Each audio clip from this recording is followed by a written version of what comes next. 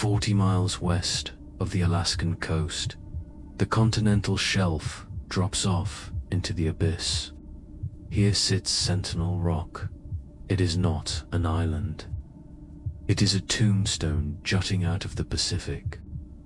In 1922, this was the most isolated posting in the entire lighthouse service. The nearest human being was a day's sail away. The only sound was the wind and the relentless pounding of the waves against the granite foundation. To work here, you had to be running from something dead, the law or memories. The lighthouse was designed to withstand hurricanes, rogue waves, and earthquakes.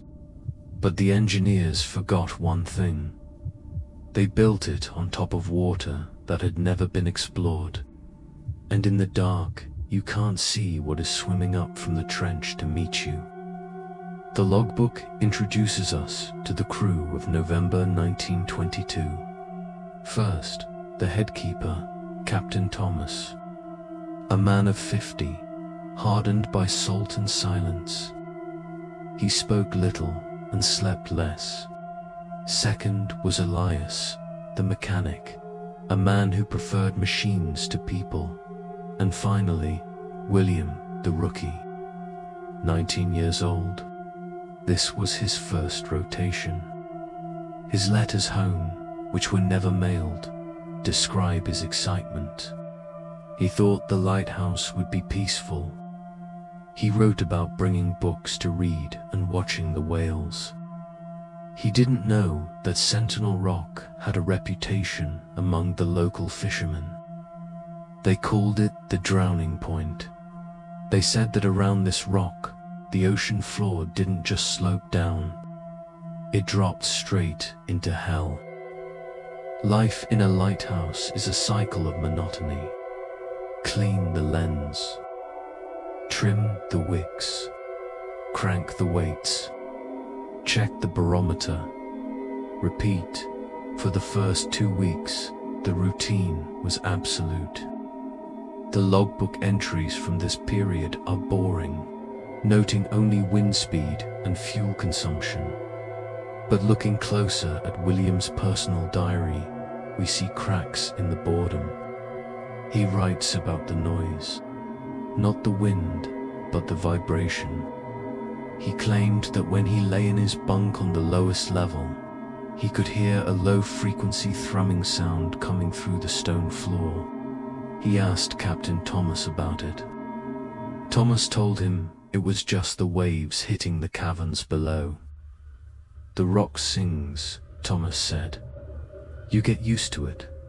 But William noted that the rats were all moving to the top floor.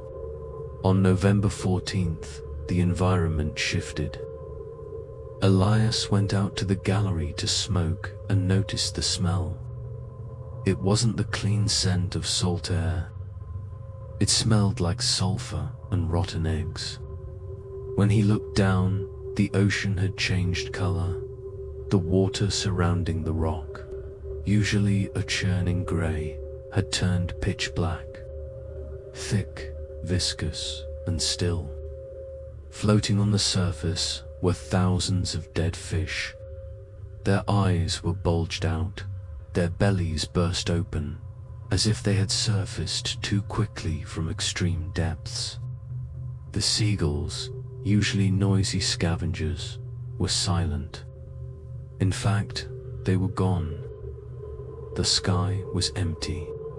Elias called the others. They stood there, 3 men on a metal balcony, looking down at a circle of death. Captain Thomas wrote in the log, "The sea is sick, or something has poisoned it." That evening, the fog rolled in. But this wasn't normal mist. It was thick, yellow-gray, and warm to the touch. It clung to the glass of the lantern room like grease. The beam of the lighthouse, usually visible for 20 miles, barely penetrated 50 yards. Inside the tower, the temperature rose. The men were sweating in their wool coats. The humidity was 100%. Condensation dripped down the iron walls. William reported feeling nauseous. He said the air tasted metallic. It was as if the lighthouse had been swallowed by the breath of a massive organism. Captain Thomas ordered the foghorn to be sounded blart. The sound echoed out into the void. But instead of fading away, it seemed to hit something out there in the fog and bounce back. The next morning, Elias went down to the landing to check the fuel drums. He came back up, pale and shaking. He told Thomas that the external ladder, the iron rungs leading down to the water, was bent. Thomas went down to investigate.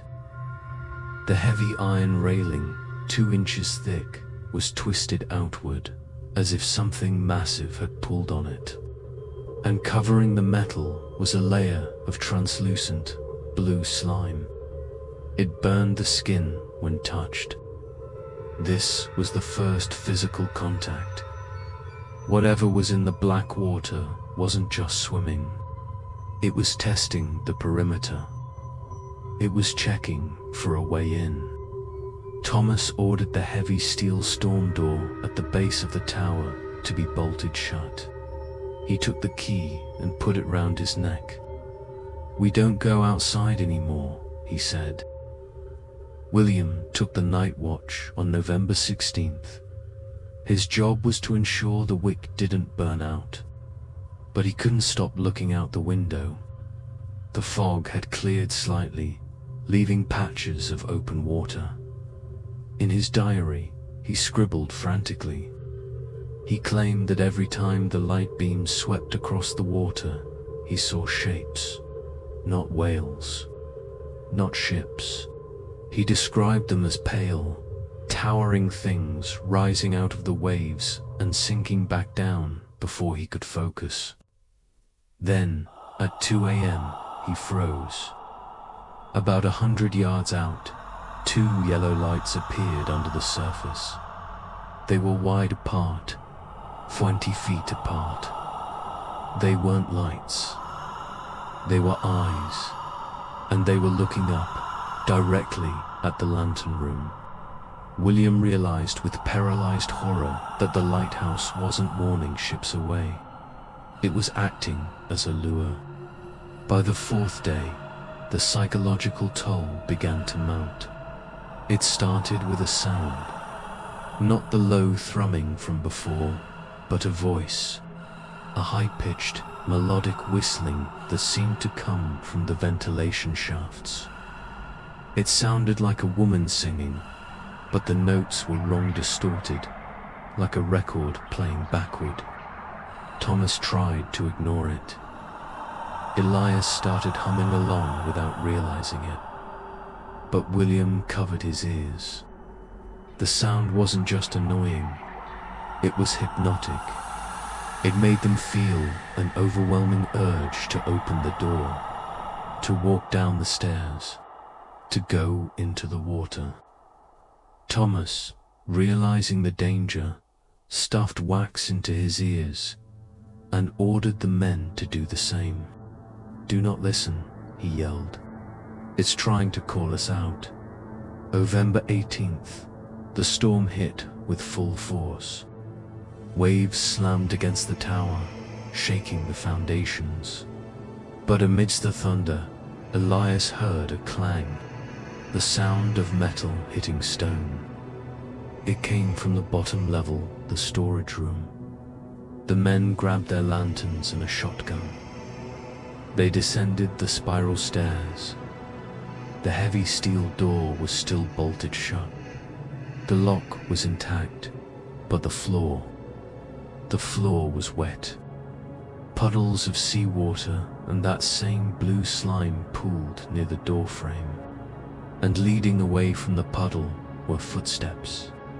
Wet, webbed footprints that looked human, but were too long, too wide. They led to the coal chute and vanished. Nothing had opened the door. Whatever it was, it had squeezed through the gaps. It was inside the tower. The hunt began in the dark. Thomas ordered the men to the lantern room, the highest point, to barricade themselves. But Elias insisted on checking the generator. "We need the light," he argued. "If the light goes out, we are dead." He went down to the engine room. Thomas and William waited at the top of the stairs.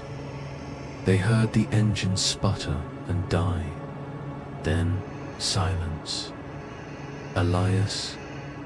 Thomas called out. No answer. Then a wet, tearing sound, like a wet towel being ripped in half, followed by a scream that was cut short by a gurgle. Thomas raised the shotgun, aiming into the dark stairwell. But Elias didn't come back up. Instead, the lights flickered and died. The lighthouse was now dark, and they were trapped 100 feet above the ocean with something hungry. When the generator died, the silence was heavier than the storm. The great Fresnel lens, the heart of the lighthouse, stopped rotating. Sentinel Rock was now invisible to the world. Up in the lantern room, Captain Thomas and William stood back to back, holding a single kerosene handle. The flame flickered, casting long, dancing shadows against the glass. They listened. From the stairwell below, there was no scream, no struggle. Just a wet, slapping sound, like wet leather hitting stones, lowly moving away. William began to hyperventilate. "He's gone," the boy whispered. It took him. Thomas grabbed the boy's shoulder. "Listen to me. Without the light, no ship will see us. No rescue will come. We have to go down. We have to fix the engine." It was a suicide mission, and they both knew it. The descent was a masterclass in tension. The lighthouse was 100 feet tall. The generator room was at the very bottom. Thomas led the way with the shotgun. William followed with the toolbox, his hands shaking so hard the metal tools rattled. Every step echoed. The walls were sweating condensation. As they reached the halfway point, the smell hit them again, that rotten, sulphurous stench of the deep ocean. It was stronger now. William shone his light over the railing. The beam cut through the darkness, but couldn't reach the bottom. But it did catch something on the walls. The blue slime wasn't just on the floor anymore. It was smeared on the handrails, 12 feet up. Whatever killed Elias didn't just walk, it could climb. And it was likely clinging to the ceiling right now, watching them come down. They reached the bottom. The iron door to the generator room was hanging off its hinges, bent inward. Thomas signaled for silence. They stepped inside. The room was a slaughterhouse, but not in the way you'd expect. There was blood, yes, but it was mixed with black seawater and engine oil. The generator hadn't just failed. It had been destroyed. Deep claw marks gouged the steel casing. The fuel line was severed. "It knows," Thomas whispered. "It knows the light hurts it." They weren't dealing with a mindless animal. They were dealing with something intelligent enough to sabotage their technology. William found Elias's cap floating in a pool of oil. He picked it up, and beneath it found a single, severed finger. He gagged, dropping it. "Fix it," Thomas ordered, aiming the gun at the open door. "Fix it now, or we die in the dark." William worked with the desperation of a condemned man. He bypassed the fuel line, trying to hotwire the emergency battery array. It would give them maybe an hour of light. Behind him, Thomas stood guard. The storm outside was muffled here, replaced by the dripping of water. Drip, drip, drip. Then a different sound. The sound of wet lungs inhaling. Haig. Thomas spun around, aiming the shotgun at the shadows near the coal chute. "Who's there?" he barked. Nothing. Just the darkness staring back. But as William sparked the wires together, the sudden flash of light illuminated the corner of the room. For a split second, they saw it, crouched on top of the coal pile. A pale, hairless shape with too many joints. Thomas didn't hesitate. He pulled the trigger. Boom! The buckshot hit the coal pile, sending black dust exploding into the air. The creature screeched a sound like grinding metal and scurried up the wall with the speed of a spider. It wasn't human. It looked like a man that had been drowned for a century, stretched out and bleached by the pressure of the deep. It had no nose, just slits, and its eyes were milky orbs. "Run!" Thomas yelled. William grabbed the toolbox. They scrambled out of the room, slamming the bent door shut and jamming a crowbar through the handle. It wouldn't hold for long. From the other side came a furious pounding, denting the steel. They sprinted up the spiral stairs, legs burning, hearing the metal door slowly giving way beneath them. They made it back to the lantern room, lungs heaving. William connected the emergency battery. With a low hum, the great lens began to rotate. The beam of light stabbed out into the night, cutting through the fog. But the relief was short-lived. William looked out the glass. The light illuminated the rocks below. They were moving, hundreds of them. A swarm of pale shapes crawling out of the ocean, climbing over the jagged granite, heading for the tower. The creature in the basement wasn't alone. It was a scout. The light hadn't scared them away. It had revealed the army. Thomas locked the heavy iron trapdoor that separated the lantern room from the stairs. He dragged the heavy oil drums over it. "They can't get through the floor," he said. But he looked at the glass windows surrounding them. They were fragile. The siege began at 3 a.m. They heard the scratching on the outside of the tower, the sound of claws on stone, inching higher and higher. It was a slow, rhythmic ascent. Thomas and William stood in the center of the room, away from the windows, gripping their weapons, a shotgun and a flare gun. Suddenly, a hand slapped against the glass, a webbed, translucent hand, then another. They were climbing the outside. A face pressed against the pane eyes, wide, black, and devoid of soul. It tapped on the glass. Tap, tap, testing the strength. William raised the flare gun. "Don't shoot," Thomas warned. "If you break the glass, the storm gets in, and so do they." They were trapped in a glass cage, surrounded by monsters who were simply waiting for the right moment to break the bowl. The fear was bad, but the sound was worse. The whistling noise returned, louder now. It resonated through the glass. William dropped his weapon and covered his ears.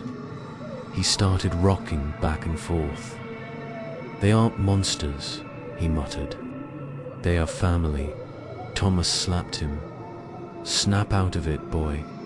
But William looked at him with eyes that were changing. The pupils were dilating, becoming jagged. "Can't you hear them, Captain? They want to show us the city below. It's beautiful down there. No pain, just cold." The creatures weren't just attacking physically, they were projecting a psychic lure. They were rewriting William's survival instinct, turning his fear into curiosity. Thomas realized he wasn't just fighting the creatures outside. He was fighting to keep his only ally from opening the window. Knowing the end was near, Captain Thomas did the only thing a keeper could do. He updated the log. At 4:15 a.m., he wrote the entry that would baffle investigators for decades. Battery failing. Surrounded. William has gone mad. He is talking to them through the glass. The storm is speaking a name I do not know. If we are lost, do not look for us. Do not drag the bottom. Leave us to the dark. He didn't write out of hope. He wrote a warning.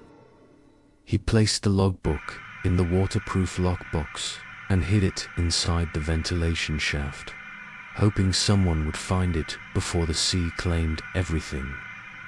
As he finished writing, the glass pane behind him cracked. A spiderweb fracture appeared, slowly spreading. The barrier was failing. It happened all at once. The pressure was too much. The main window pane exploded inward, showering the room with razor-sharp glass and freezing rain. The wind howled, extinguishing the lantern instantly. Darkness reclaimed the tower. In the chaos, Thomas fired blindly into the breach. Boom, boom. He hit one of them, sending it tumbling back down to the rocks. But there were too many. He felt wet hands grabbing his coat, pulling him down. He looked for William. The boy wasn't fighting.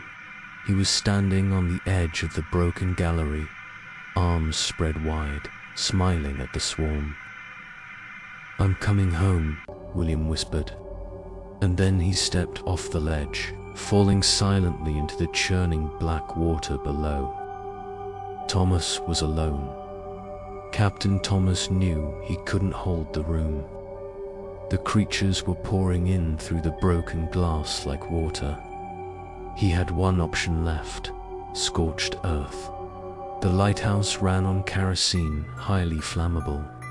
As a creature lunged at him, jaws snapping inches from his face, Thomas didn't aim the shotgun. He aimed the flare gun at the fuel reserve tank. "Burn," he growled.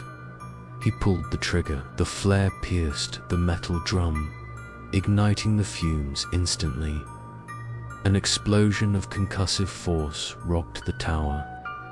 The fire spread across the oil-soaked floor, creating a wall of flame between Thomas and the monsters. The creatures shrieked a high-pitched sound of agonious. Their slime-covered skin blistered in the heat. They retreated back into the rain. But Thomas was now trapped in a burning cage.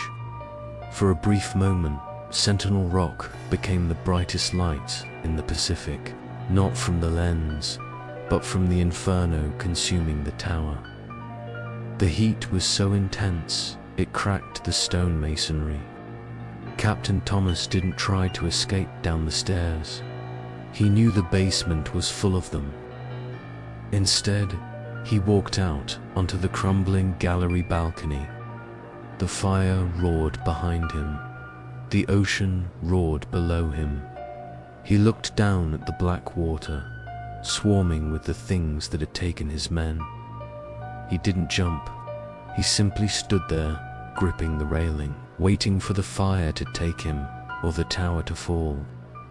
The last thing seen from the mainland was a strange orange glow on the horizon that burned for 3 hours, then suddenly vanished. 3 days later, the storm had passed. The ocean was calm, as if nothing had happened. The relief ship, the Hesperus, arrived at Sentinel Rock to investigate why the light had gone out. The crew found a scene of devastation. The top third of the lighthouse was a blackened skeleton of iron and melted glass. The smell of burnt oil and ozone still lingered in the air. They blew the ship's whistle, expecting a keeper to emerge. Silence. They launched a rowboat to the dock. The first thing they noticed was the iron ladder. It was twisted like a pretzel. The storm door was battered but open. When they stepped inside, the spiral staircase was slick with a strange, drying blue residue. There were no bodies, just 3 empty coats hanging on the rack. The investigation team swept the tower. In the lantern room, amongst the melted glass and ash, they found nothing identifying Captain Thomas. But in the ventilation shaft, shielded from the heat, they found the lockbox. The logbook was intact. The captain of the Hesperus read the final entries aloud to his crew. The words didn't make sense. Sea monsters, glowing eyes, madness. It sounded like the ramblings of men who had drunk poisoned water or gone stir-crazy. The official report listed the cause of the disaster as a freak storm and accidental fire. They blamed the missing crew on the waves washing them away. But the crew of the Hesperus knew better. They saw the claw marks gouged into the solid stone walls. No wave has claws. To be thorough, the Coast Guard ordered a diver to check the foundation of the rock for structural damage. A man named Arthur went down in a heavy brass diving suit. At first, the dive was routine. But as Arthur descended past the 50-foot mark, his voice over the radio became panicked. "The rock," he stammered. "The rock doesn't go all the way down." He explained that Sentinel Rock wasn't a mountain rising from the sea floor. It was a pillar standing on top of something else, something artificial. He reported seeing massive, geometric blocks of stone Cyclopean architecture resting on the seabed. And in the center of the structure, directly under the lighthouse, was a hole, an opening leading deeper into the earth. Arthur described seeing symbols carved into the stone spirals and eyes that glowed faintly in the dark water. He wasn't looking at a reef. He was looking at the roof of a submerged temple, a necropolis. "There's movement down there," Arthur whispered over the cums. "Shadows. Thousands of them." He claimed the slime trail led directly into that hole. The lighthouse hadn't been built on a rock. It had been built on a cork. And the keepers, by running the generator and making noise, had inadvertently knocked on the door. The captain immediately ordered Arthur to be pulled up. As they winched him in, the line went taut, then slack. When they pulled the suit onto the deck, it was empty. The helmet was still bolted on, but the man inside ... was simply gone. Only a puddle of blue slime remained in the boots. The Sentinel Rock incident was immediately classified by the US Navy. The surviving logbook was confiscated. The official story changed from accident to structural failure. 2 weeks later, a naval destroyer was dispatched to the site. They didn't send builders to repair the lighthouse. They sent explosives. They depth-charged the foundation of the rock, collapsing the pillar into the sea. They claimed it was a hazard to navigation, but in reality, they were trying to seal the hole. They buried the temple under millions of tons of granite. The coordinates were wiped from all civilian maps. Sentinel Rock ceased to exist. But you cannot kill what lives in the trench with dynamite. You can only make it angry. Fast forward to today. The area where the lighthouse once stood is now a dead zone. Fishermen avoid it. They say the fish there taste like copper. But in 1997, NOAA hydrophones picked up a sound in that exact region. It was an ultra-low frequency sound, known as the bloop. Scientists claimed it was an icequake, but audio analysis shows the sound profile matches that of a living creature, just one, massive enough to be heard 3,000 miles away. Is it possible that the entity beneath Sentinel Rock is still there? Is it possible that the three keepers and the diver Arthur weren't eaten, but taken down to that sunken city to serve a purpose we cannot comprehend? H.P. Lovecraft wrote about the Deep Ones, an ancient race living beneath the waves.